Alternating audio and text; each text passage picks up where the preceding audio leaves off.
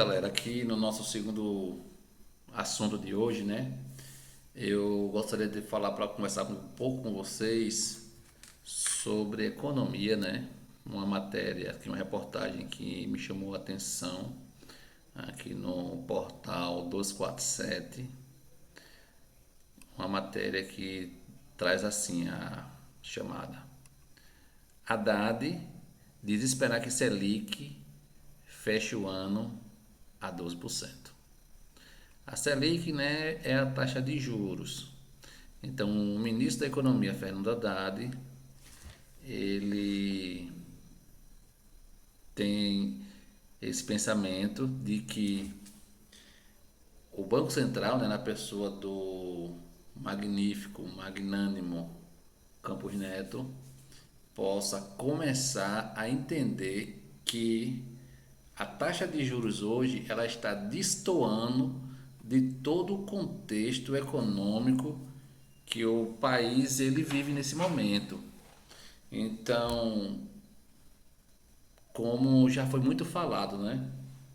Não tem o porquê, não existe lógica, não existe argumento técnico que ele possa usar, o Campos Neto, presidente do Banco Central, que justifique uma taxa de juros tão alta como a nossa nesse momento, onde já há alguns meses os preços vêm caindo, né?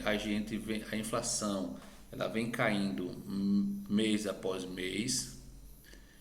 O governo vem conseguindo aprovar os projetos que dá sustentabilidade a curto, médio e longo prazo na economia.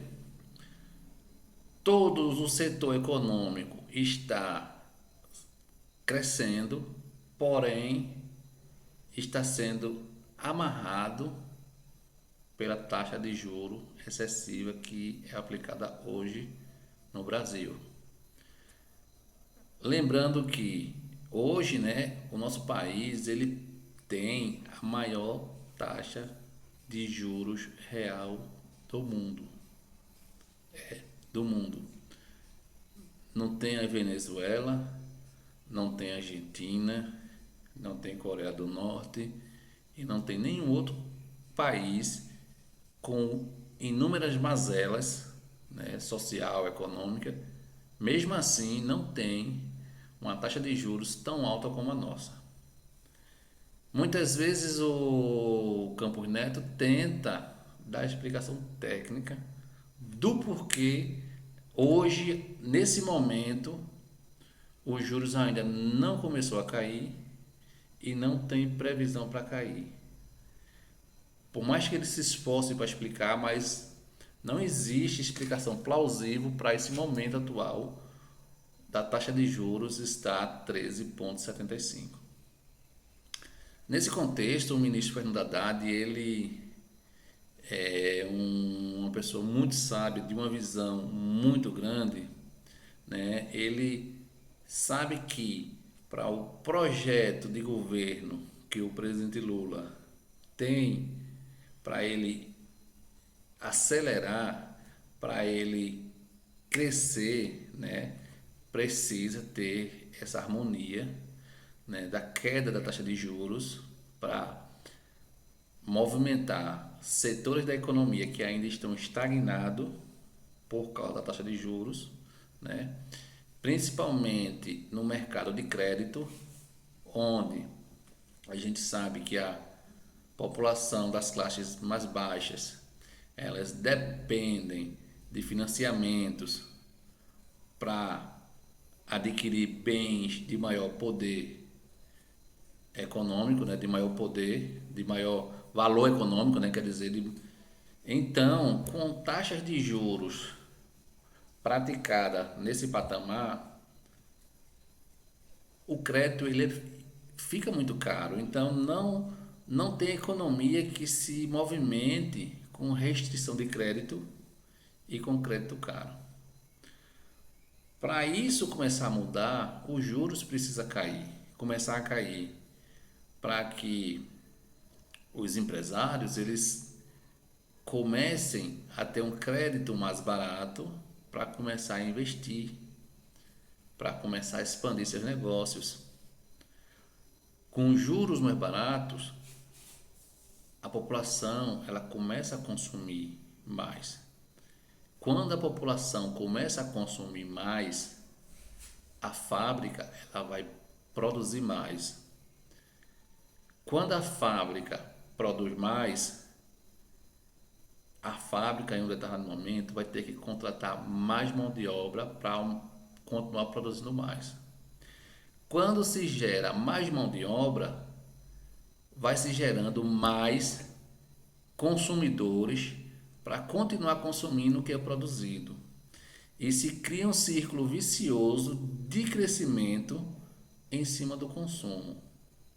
Aí sim, em alguns momentos, é importante combater as taxas de juros, subir um pouco ali, baixar um pouco ali e fazer o controle da inflação.